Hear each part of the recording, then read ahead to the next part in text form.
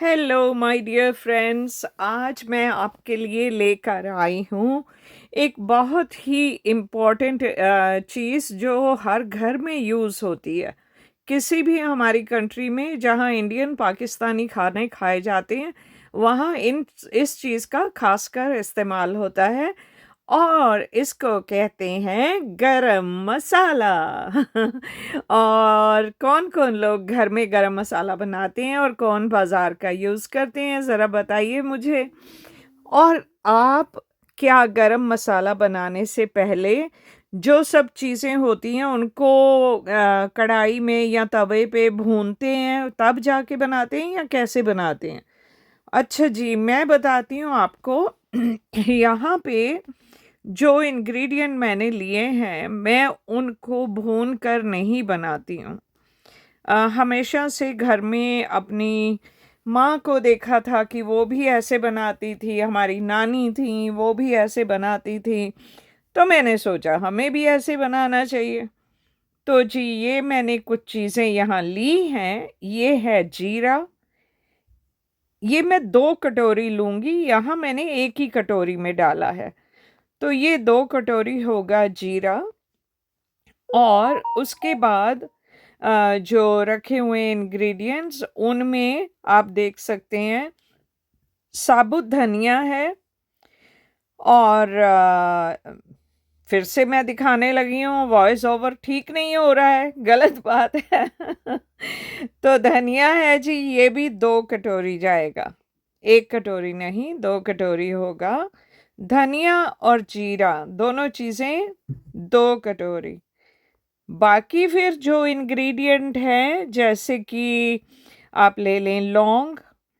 और लौंग के तो कितने फ़ायदे होते हैं आपको पता है। और लौंग में से जो तेल निकलता है वो हमारे दांतों के लिए कितना अच्छा होता है। दांत में दर्द हो तो उससे कितना फ़ायदा मिलता है। और वैसे भी लौंग जो है इसकी क्वालिटीज़ जो आप जानते हो, मैं यहाँ बता के वीडियो लंबी नहीं करूँगी, लेकिन डिस्क्रिप्शन में लिख सकी तो बता दूँगी कि लौंग के क्या-क्या फ़ायदे हैं, लेकिन ये बहुत काम की चीज़ है। तो नेक्स्ट आइटम आगे जाके आता है मोटी इलायची या ब्लैक इलायची। तो ब्लैक इलायची जो है, इसको भी खानों में हम लोग पुलाव में, कई सब्जियों में, मीट वगैरह बनाते हैं उसमें ये बहुत यूज़ करते हैं। क्योंकि एक तो इससे खाना बहुत जल्दी गल जाता है और दूसरा इसकी खुशबू बहुत अच्छी आती है। और कई घरों में चाय में भी ये मोटी इलायची का यूज़ होता है, या इसको काली इलायची बोलते हैं, मोटी इलायची बोलते हैं। तो इसको पीसने के बाद छानना पड़ता है। और ये दालचीनी है, दालचीनी भी, ये इंग्रेडिएंट जो है सब 1-1 कटोरी होंगे, लेकिन धनिया और जीरा 2 कटोरी होगा। तो इनको मैं सबको पीस के, और फिर मैं काली मिर्च जो साबुत है इसको भी पीस पीस के, बहुत थोड़ी क्वांटिटी, जो कि ये कटोरियाँ जो है इनका चौथा हिस्सा है। तो इतना सा मैं ब्लैक पेपर भी डालूँगी, क्योंकि जो काली मिर्च है वो हाज़मे के लिए बहुत अच्छी होती है। गला ख़राब हो उसके लिए बहुत अच्छी होती है। तो इसलिए मैं अपने गरम मसाले में ये भी डालती हूँ। और गरम मसाला ठीक रहता है, इसमें कीड़ा वगैरह या कुछ भी डर नहीं होता कि ये ख़राब हो जाएगा। साल तक भी आप रखो तो बिल्कुल ठीक रहता है। ना उसमें कोई जाला लगता है, ना उसमें कोई कीड़ा होता है। तो ये इंग्रेडिएंट है। अब मैं इनको आपको पीस के दिखाऊँगी।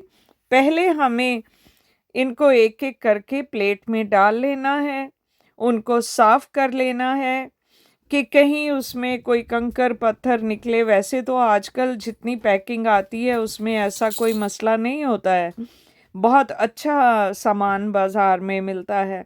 लेकिन फिर भी अच्छा होता है कि आप कोई आलतू-फालतू चीज़ें अगर पैकेट में हों तो उसको आप निकाल दें। तो हम अब गरम मसाला शुरू करेंगे। गरम मसाले को क्यों बनाते हैं, क्यों इसकी ज़रूरत पड़ती है जब हम कुकिंग करते समय भी ये सारे इंग्रेडिएंट यूज़ करते हैं। तो वो भी फ़ायदा उसका ये है कि उसमें फ्रेग्रेंस बहुत आ जाती है डिश में, इसलिए गरम मसाला यूज़ करते हैं। तो मैंने धनिया अच्छे से देख लिया, साफ़ कर लिया और अब इसको ग्राइंड किया जाएगा। ये बहुत नाइस सूखा धनिया था, कोई इसमें सीलन नहीं थी, तो मेरे को भूनने की ज़रूरत नहीं है। ऐसे ही करके मैंने सारे इंग्रेडिएंट एक-एक करके पीस लिए और आप देखिए कितना अच्छे लग रहे हैं। ये धनिया है और ये हमारा जीरा और फिर उसके बाद लौंग और बड़ी इलायची और दालचीनी, ये सारे इंग्रेडिएंट और काली मिर्च बीच में पीसी हुई वो है। तो इनको बहुत अच्छे से छान लिया था, फिर पीस लिया था, जो मोटा उसमें रह गया वो सब करके अब इनको सबको मिक्स कर दूंगी। तो अच्छे से सबको मिक्स किया, बहुत अच्छी खुशबू आ रही है इसकी। तो अब मिक्स मिक्स करके उसको मैं एक कांच के जार में या बॉटल में रख लूँगी। और आपको सिर्फ ये, अगर आप 2 किलो मीट या चिकन या कुछ सब्जी बना रहे हो, तो उसमें ये बड़ा चम्मच जो है खाने का, बस 1 चम्मच आपको चाहिए होता है। कुछ और आपको ज़्यादा डालने की ज़रूरत नहीं है। जब मसाला भून रहे हो उस वक़्त भी डाल सकते हो या बाद में ऊपर खाना बन जाए तो उसके ऊपर भी आप उसको डाल दें और फिर कुछ देर सब्जी को ढक के रख दें, तो देखें कितना अच्छा उसमें फ्लेवर और कितनी अच्छी उसकी खुशबू आती है। सो आई होप आपको मेरी ये रेसिपी गरम मसाले की पसंद आई होगी। सबका अपने-अपने घर के हिसाब से तरीका होता है बनाने का, लेकिन कोई भी किसी से ज़्यादा अच्छा या बुरा नहीं है, सब अच्छे हैं। Thank you for watching.